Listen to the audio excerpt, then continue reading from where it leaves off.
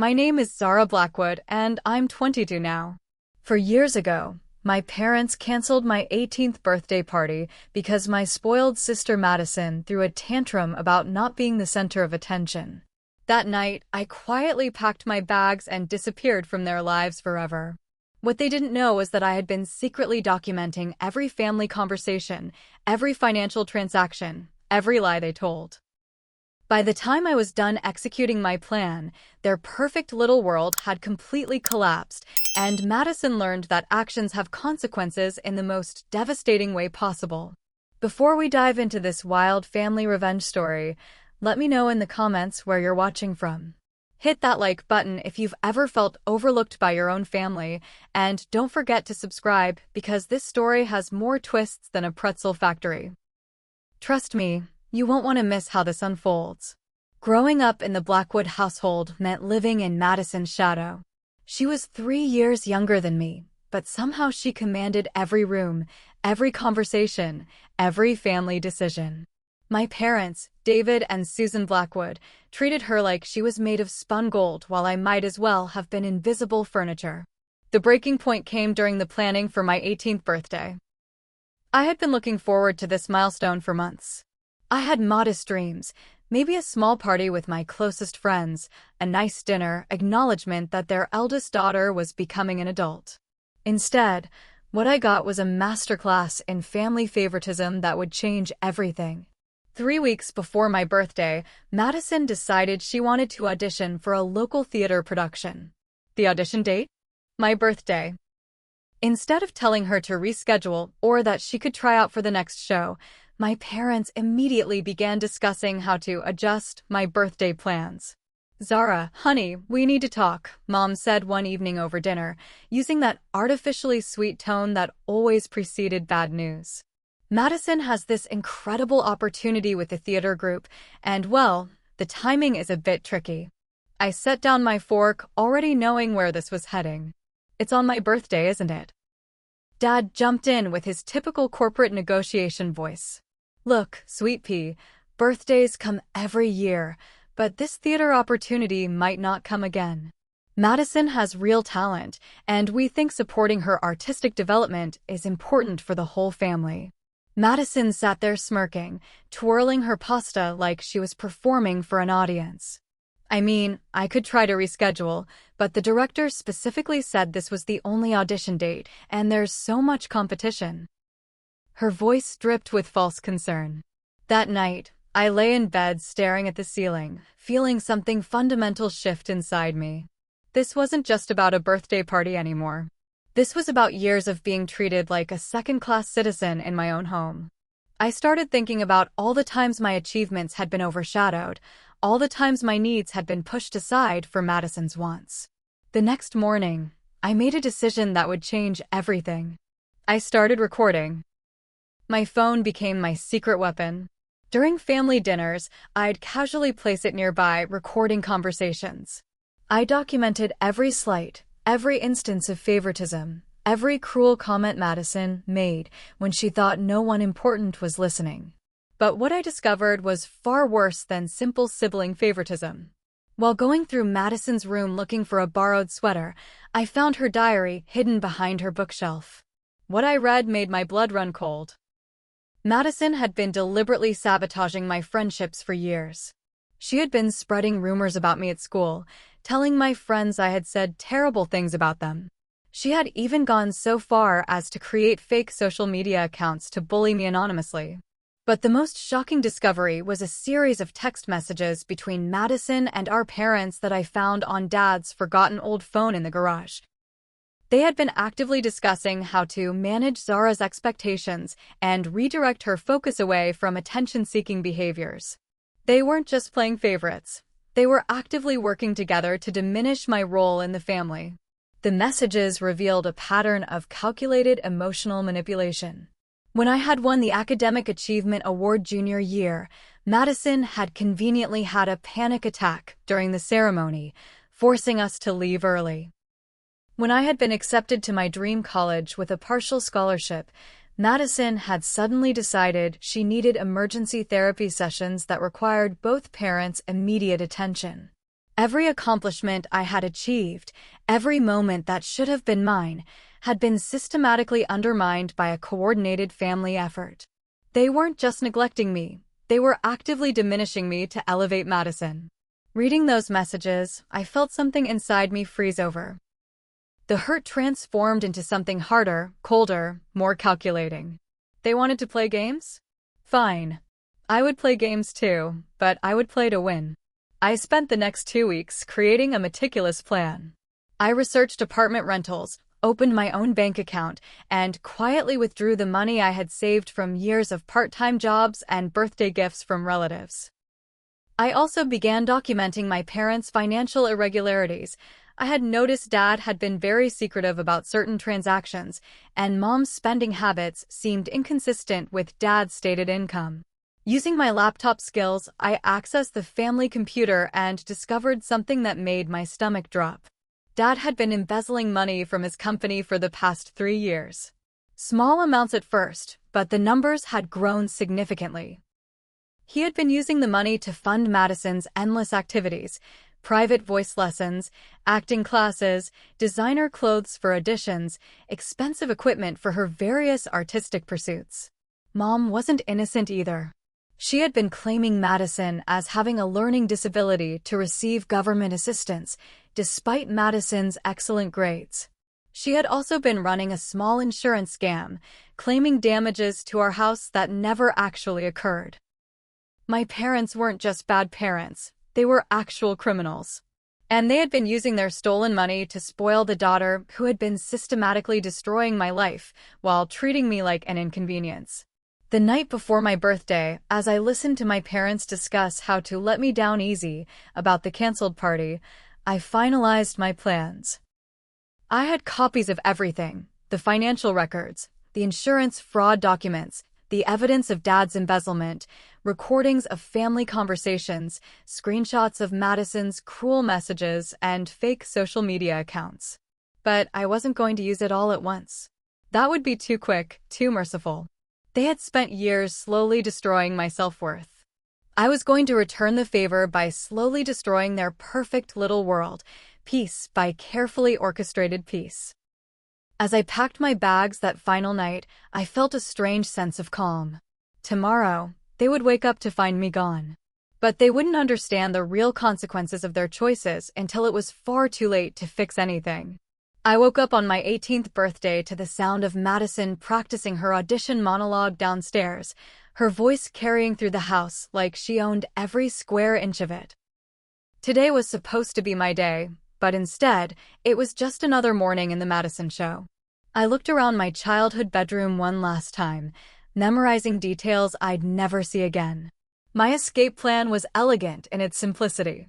I had already moved most of my important belongings to a storage unit over the past week, taking only small amounts each day so no one would notice. Today, I would take one final bag and disappear while everyone was at Madison's audition.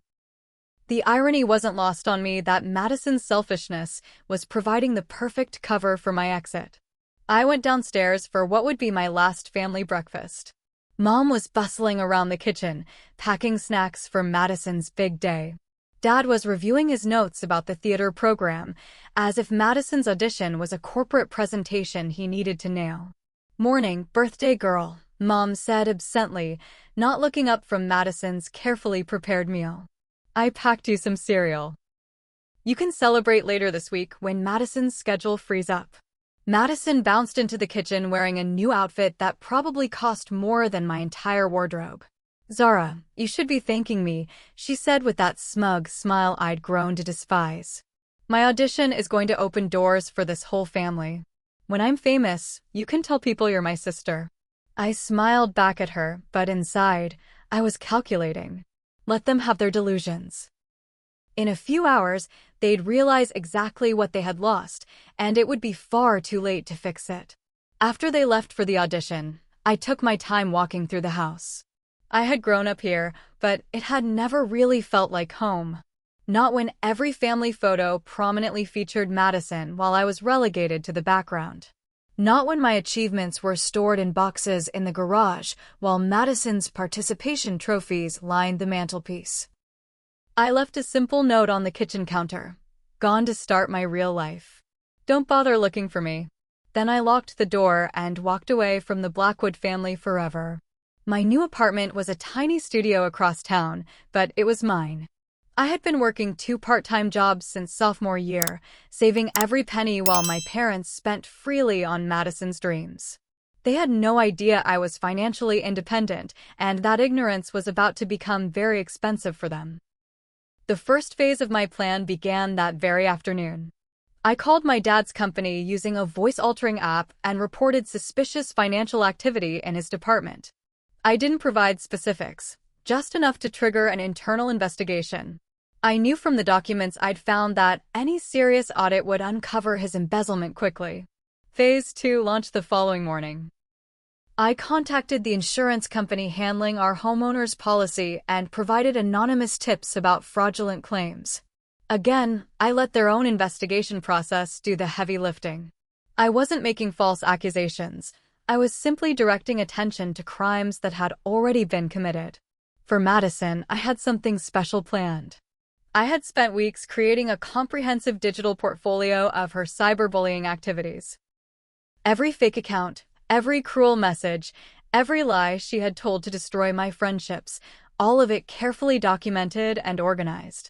I began systematically contacting her friends, her theater group, her school counselors, providing evidence of who Madison really was when she thought no one was watching. But I didn't rush. This wasn't about immediate gratification. This was about watching their perfect world slowly crumble while they tried to figure out where it all went wrong. 3 days after my disappearance, Dad called my old phone number. I had changed it, but I monitored the voicemails through my old account. His voice was strained. "Zara, honey, we need to talk. There are some things happening, and we need our family together right now. Please call us back." By the end of the week, Madison was sobbing to anyone who would listen about the anonymous cyberbully who was ruining her reputation. Her theater group had quietly asked her to step back from productions pending a review of concerning behavior. Several of her friends had confronted her about the cruel things she had done to me over the years. Mom left increasingly frantic voicemails. "Zara, sweetheart, I don't know what's happening, but people are asking questions about things that happened years ago. We need to present a united family front. Where are you?" I was exactly where I needed to be, far enough away to be safe, close enough to watch the show. The beauty of my plan was its patience. I wasn't delivering one devastating blow that they could recover from with time and legal help. I was systematically dismantling every lie they had built their lives on, every crime they thought they had gotten away with, every cruel act they thought had no consequences. By the second week, Dad had been suspended from his job pending a financial investigation. Mom was being audited by the insurance company. Madison's social life was in freefall as more evidence of her cyberbullying emerged. They still had no idea I was behind any of it. How could they? Sweet, invisible Zara could never orchestrate something this comprehensive. They had underestimated me so completely that they couldn't even conceive of me as a threat. I enrolled in community college and threw myself into classes. For the first time in my life, I could achieve things without worrying about Madison's tantrums stealing the spotlight. I made real friends who valued me for who I was, not as Madison Blackwood's overlooked older sister. But every evening, I would check my monitoring systems and watch their world continue its beautiful collapse. Dad's embezzlement investigation was expanding. Mom's insurance fraud was becoming a criminal matter. Madison's reputation was so damaged that she had to transfer schools. The most satisfying part was listening to their voicemails, hearing them slowly realize that their actions had consequences they never saw coming. They were experiencing what I had felt for years, the helpless frustration of watching your life spiral while everyone around you remained oblivious to your pain. But this was just the beginning. I had saved the most devastating revelations for later, when they were already weakened and desperate. They had taught me that family loyalty was conditional, that love came with terms and conditions. Now I was going to teach them about the fine print they never bothered to read. 3 weeks into my new life, I was settling into a routine I had never experienced before: peace. My tiny apartment might not have had much space, but it had something the Blackwood house never offered: the absence of constant drama and manipulation. I was excelling in my classes, building genuine friendships, and for the first time in years, sleeping through the night without anxiety. But my surveillance of my former family revealed that their situation was deteriorating faster than even I had anticipated. Dad's suspension had become a termination. The company's forensic accounting had uncovered not just the embezzlement I knew about, but a whole network of financial irregularities dating back 5 years. What had started as small amounts taken to fund Madison's activities had evolved into a sophisticated scheme involving fake vendors and inflated expense reports. He was facing criminal charges that could result in federal prison time. Mom's insurance fraud investigation had expanded when auditors discovered she had been running similar scams across multiple companies for years. She hadn't just filed false claims for her house, she had been creating fictional damages to properties she didn't even own, using stolen identities and forged documents. What I had initially thought was a desperate attempt to fund Madison's dreams was actually a long-term criminal enterprise. Madison, meanwhile, was discovering what life felt like when you couldn't manipulate your way out of consequences. Her new school had been provided with comprehensive documentation of her cyberbullying activities. Her guidance counselor had reached out to several of my former friends to verify the patterns of manipulation and social sabotage. The theater community, which prided itself on inclusivity and emotional safety, had effectively blacklisted her after multiple testimonials from people she had bullied over the years. But what was most satisfying was watching them turn on each other. Through my monitoring of their communications, I could see the family unity they had always claimed was so important beginning to fracture under pressure. Dad was furious that Mom's crimes were complicating his legal defense. Mom was resentful that Dad's embezzlement was being portrayed as the family's primary crime when she felt her contributions to their lifestyle had been equally significant. Madison was hysterical that her parents' problems were overshadowing her own social rehabilitation efforts. The voicemails they left me were becoming increasingly desperate and revealing. Mom's latest message was particularly enlightening. "Zara, honey, I know we haven't always been perfect, but families stick together during hard times. Your father and I are dealing with some unfair accusations, and Madison is going through a difficult period with some mean girls at school. We need you to come home and help us present a united front. People are saying terrible things about our family, and we need to show them we're stronger than their lies." The delusion was breathtaking. Even facing criminal charges and social exile, they still couldn't acknowledge what they had actually done. They were recasting themselves as victims of circumstances rather than architects of their own destruction. But I wasn't satisfied yet. They still didn't understand the connection between their treatment of me and their current suffering. They thought they were experiencing random bad luck, not carefully orchestrated consequences. It was time for Phase 3. I had been researching my parents' extended network, and what I discovered was that their crimes extended far beyond their immediate family. Dad's embezzlement scheme had been funded partially through loans he had taken from his aging parents, my grandparents, under false pretenses. He had told them he was investing in Madison's education and my college funds, but the money had actually gone toward maintaining their lifestyle while stealing from his employer. Mom's insurance fraud had victimized not just corporations, but individual families whose premiums had increased because of her false claims. She had also been claiming my grandparents as dependents on her taxes despite the fact that they were financially independent, essentially committing tax fraud while taking money meant for truly needy families. More disturbing was what I learned about Madison's bullying. It wasn't limited to me. She had been systematically targeting vulnerable students at every school she attended, often driving them to transfer or drop out entirely. One girl had attempted suicide after Madison's relentless cyberbullying campaign. Madison had never faced consequences because my parents had used their influence and resources to cover up her behavior, sometimes even threatening the families of her victims. They weren't just bad parents or selfish people. They were predators who had been using their respectable facade to harm vulnerable people for years. I realized that my personal revenge, while satisfying, was actually serving a larger purpose. By exposing them, I was protecting future victims and ensuring that their past victims finally received validation. I began reaching out to these other victims, not to reveal my identity, but to provide them with resources and evidence they could use to seek their own justice. The girl Madison had driven to a suicide attempt deserved to see her tormentor face consequences. My grandparents deserved to know how their generosity had been exploited. The families affected by Mom's insurance fraud deserved restitution. What I discovered was that I wasn't alone in wanting justice. These people had been waiting years for someone to take the first step in holding the Blackwood family accountable. My actions had created an avalanche, and now there were dozens of people adding their own stones to the pile.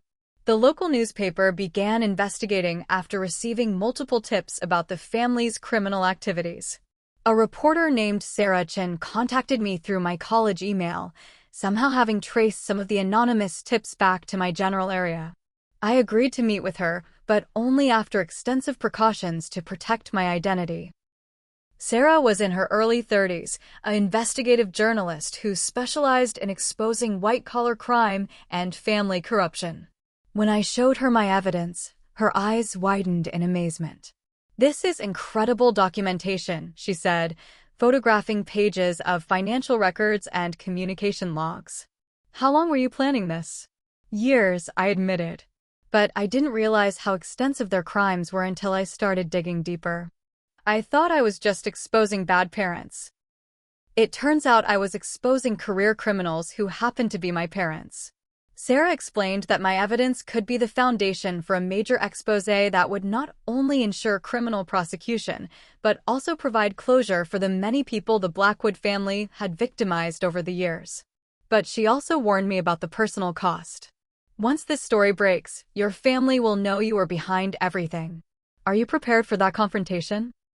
I thought about 18 years of being invisible, of having my achievements minimized, my feelings dismissed, my very existence treated as an inconvenience. I thought about all the people Madison had bullied, all the families my parents had cheated, all the lies they had told to maintain their perfect image. "I've been preparing for that confrontation my whole life," I told her. "They taught me that family loyalty is conditional. Now they're going to learn about the conditions I've been keeping to myself." The article was scheduled to publish in 3 days, right before Madison's 19th birthday. The timing wasn't accidental. They had ruined my 18th birthday for Madison's tantrum. Now Madison's 19th birthday would be remembered as the day the Blackwood family's crimes became front-page news. But before the article broke, I had one more surprise planned. I had been saving the most damning evidence for last, recordings that would prove they had known exactly how much damage they were causing and had chosen to continue anyway. Are you as shocked as I was by how deep this family's crimes went? Because trust me, we're just getting to the really intense part. Hit that like button if you're ready to see how this whole house of cards finally comes crashing down. The morning Sarah's article went live, I woke up early and made myself coffee in my quiet little apartment. I had spent months preparing for this moment, but now that it was here, I felt surprisingly calm. Today, the Blackwood family would finally face the full consequences of their actions. The headline was perfect: "Local family's decade of fraud and abuse exposed, embezzlement, insurance scams, and systematic bullying leave trail of victims." Sarah had done incredible work, weaving together financial records, victim testimonials, and documented evidence into a comprehensive expose that read like a crime thriller. But the article was just the beginning. I had coordinated with law enforcement, the IRS, Child Protective Services, and multiple insurance companies to ensure that the moment the story broke, formal investigations would begin immediately. There would be no time for my parents to destroy evidence or flee. My phone started ringing at 7 a.m. Unknown numbers, probably reporters wanting follow-up quotes. I let them all go to voicemail. I had said everything I needed to say through Sarah's article. By 9 a.m., my parents' phones were probably exploding with calls from investigators, reporters, and family members who were just learning about the crimes that had been committed in the Blackwood name. I imagined Dad frantically calling lawyers while Mom tried to spin the story to their remaining friends. But Madison's reaction was what I was most curious about. For the first time in her life, she was facing consequences she couldn't manipulate her way out of. No tantrum would make this disappear. No crying fit would redirect attention away from her crimes. I didn't have to wait long to find out. Around noon, my old phone number received a series of increasingly hysterical voicemails from Madison. In the first one, she was still trying to play victim. "Zara, I don't know what's happening, but someone is spreading horrible lies about our family. Mom and Dad are freaking out and reporters keep calling me. I think someone is trying to destroy us because they're jealous of my success." By the third voicemail, the facade was cracking. "Zara, where are you? The police came to the house this morning and took Dad's computers. Mom is crying and won't tell me what's happening. I know you're angry about the birthday thing, but this is too far. You need to come home and fix this." The final voicemail revealed who Madison really was beneath all the manipulation. "You little bitch, I know this is you. You're destroying our family because you're jealous and pathetic. When I find you, I'm going to make you pay for this. You think you're so smart, but you're nothing without this family. Nothing." I saved that voicemail carefully. It would be useful for the restraining order I was planning to file. But the most satisfying moment came at 3 p.m. when I received a call from an unknown local number. Against my better judgment, I answered. "Zara." It was Dad's voice, but he sounded broken, aged years in a single day. "Hello, David," I said, using his first name deliberately. "Sweetheart, we need to talk. There are some serious misunderstandings happening, and I think if we could just sit down as a family." "There is no family," I interrupted. "There never was. There was just you, Susan, and Madison, and me existing in the spaces you forgot to fill with your crimes and cruelty. Honey, I know we made mistakes, but destroying your own family isn't the answer. The police are saying terrible things, accusing us of crimes we never committed. We need you to tell them this is all some kind of misunderstanding." The audacity was breathtaking. Even now, facing overwhelming evidence of their crimes, he was asking me to lie for them. "I'm not destroying the family, David. I'm exposing what it really was. You destroyed it years ago when you decided Madison mattered more than basic human decency. You destroyed it when you chose to fund her dreams with stolen money while treating me like an inconvenience.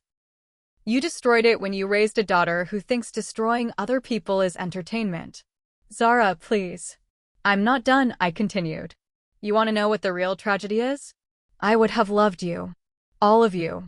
If you had just treated me like I mattered, if you had just acknowledged my existence without making it contingent on Madison's approval, I would have been the most loyal daughter you could imagine.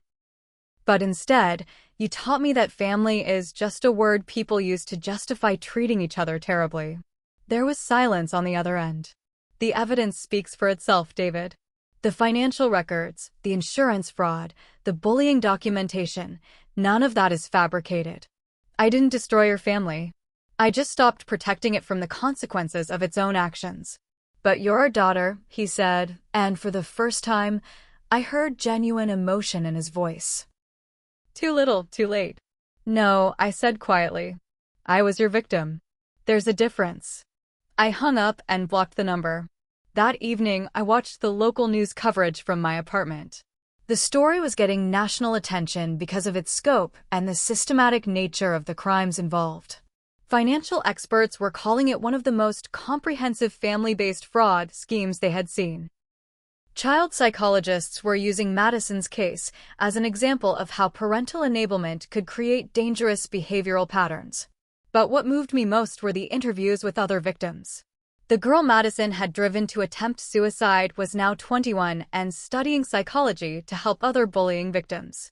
My grandparents, despite their heartbreak over their son's betrayal, expressed gratitude that the truth had finally come out. Several families affected by Mom's insurance fraud spoke about finally feeling validated after years of being dismissed. I realized that my quest for personal justice had become something larger, a reckoning for everyone the Blackwood family had harmed. Late that night, I recorded a video message that I uploaded to a private YouTube channel. I didn't show my face, but I told my story in my own words.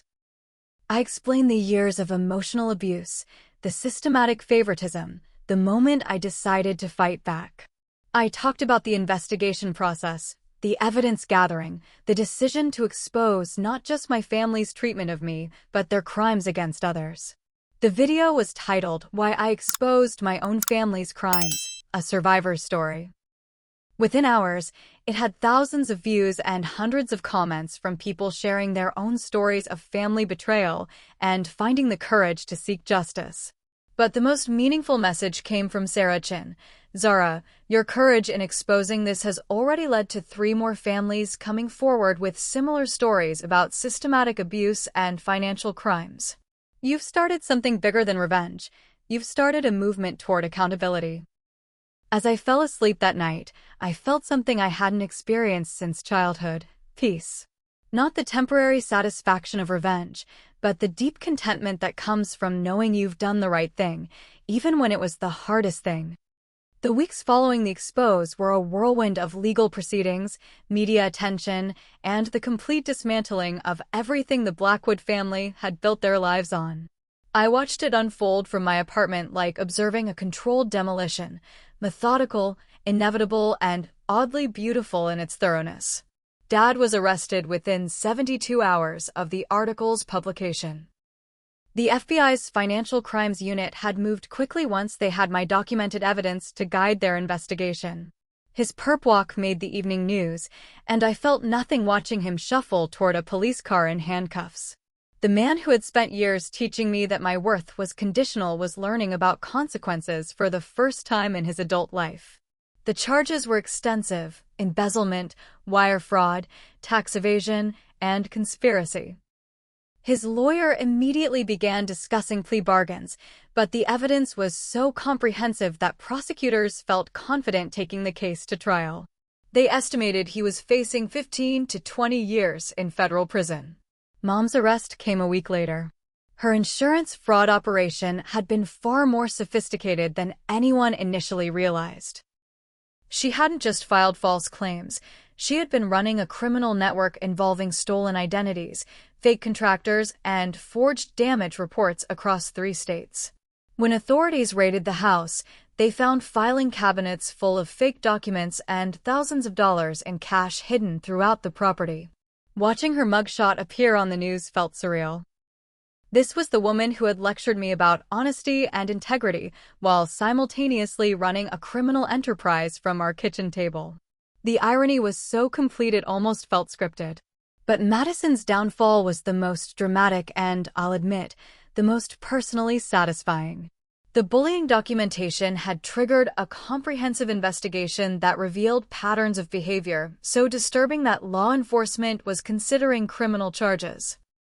Madison hadn't just been a mean girl.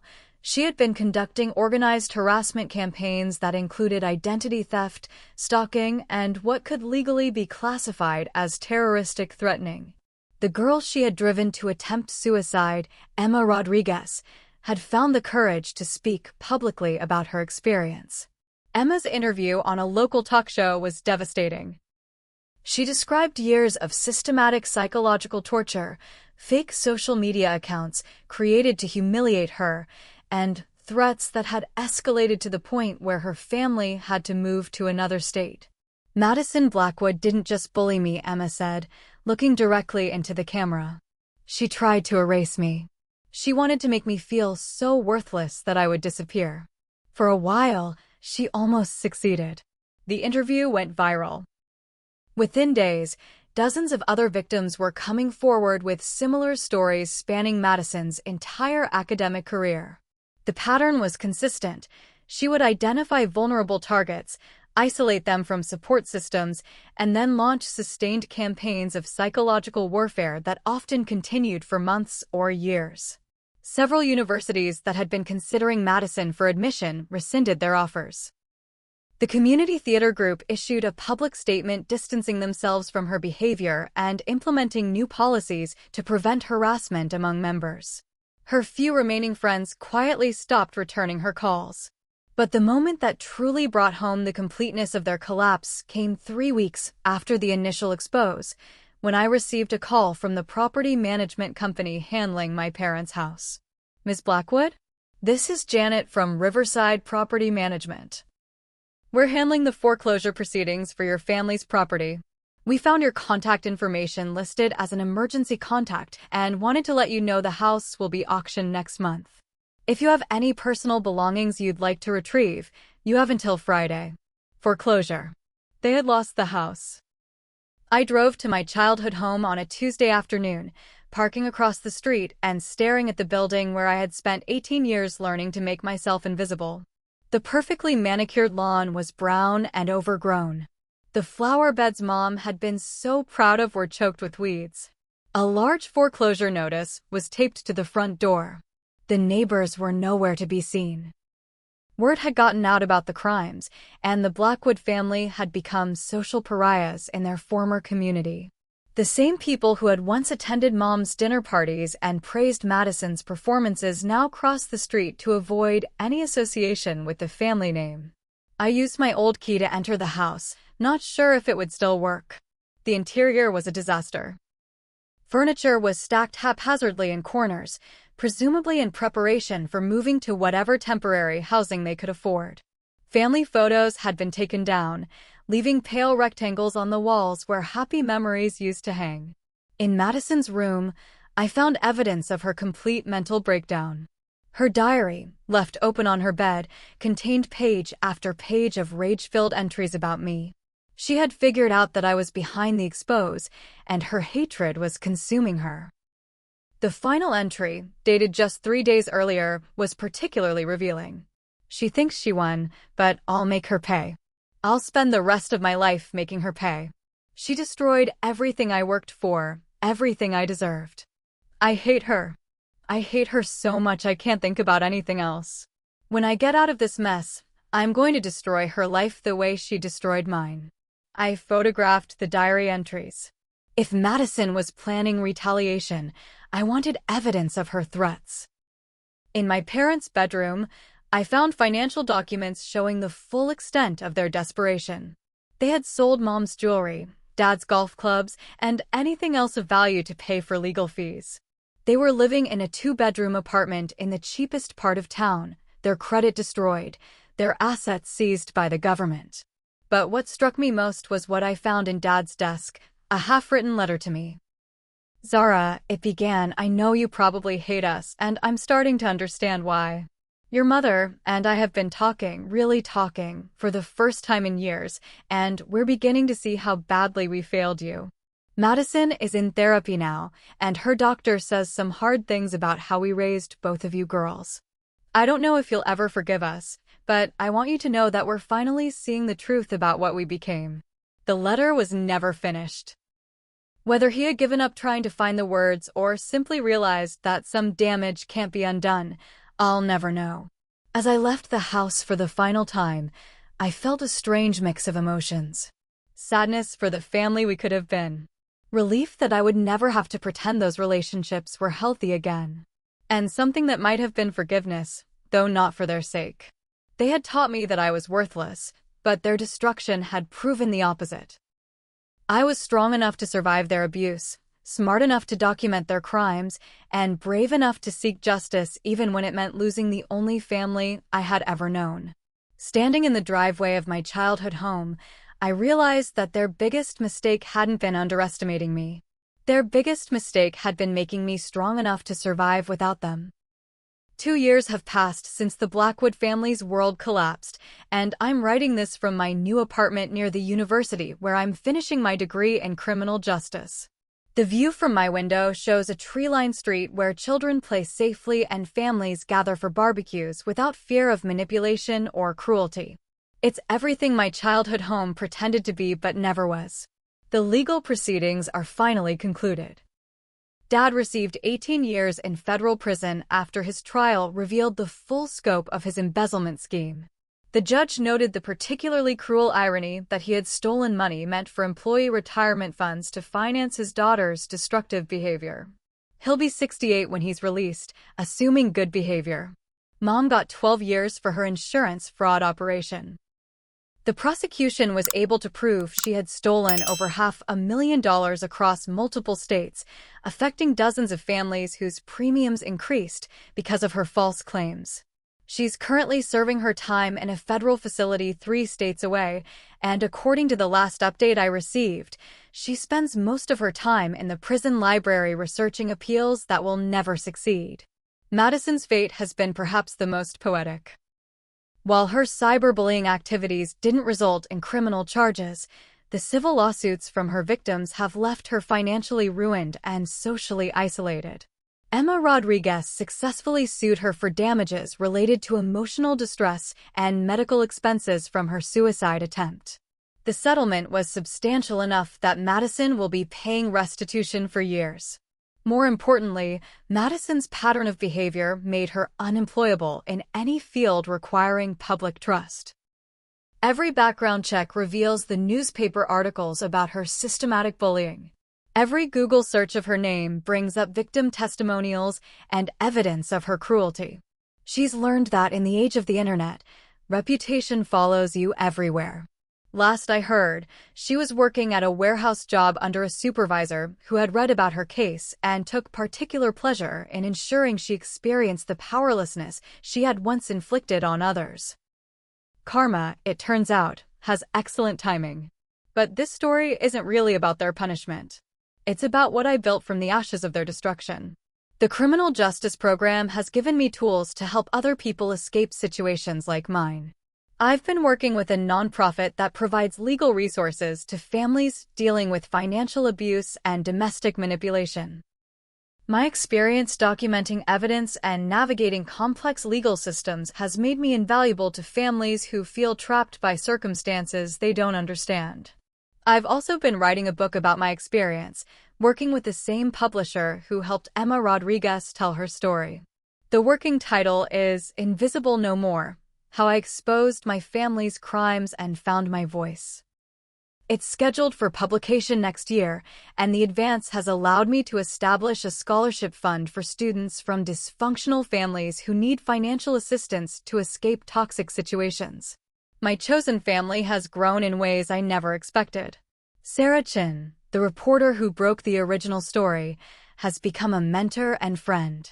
She introduced me to a network of investigative journalists and victim advocates who understand the unique challenges of exposing family-based crimes. Emma Rodriguez and I have developed a friendship built on mutual understanding of survival and recovery. She's in graduate school now, studying counseling psychology, and we often joke that Madison accidentally created 2 people dedicated to preventing others from suffering the way we did. I've even reconnected with my grandparents, who were horrified to learn how their generosity had been exploited. They've become the stable, loving family presence I never had growing up. Grandma Ruth always says that the best revenge against people who try to make you small is becoming everything they said you couldn't be. My relationships with dating have been complicated but healing. Learning to trust people when your own family taught you that love is conditional takes time and therapy.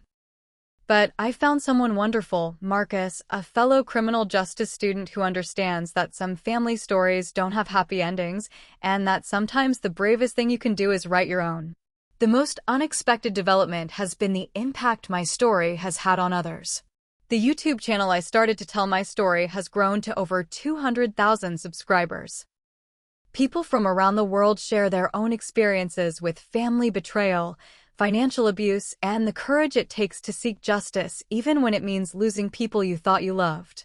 The comments section has become a support community where survivors share resources, celebrate each other's victories, and offer encouragement during dark moments.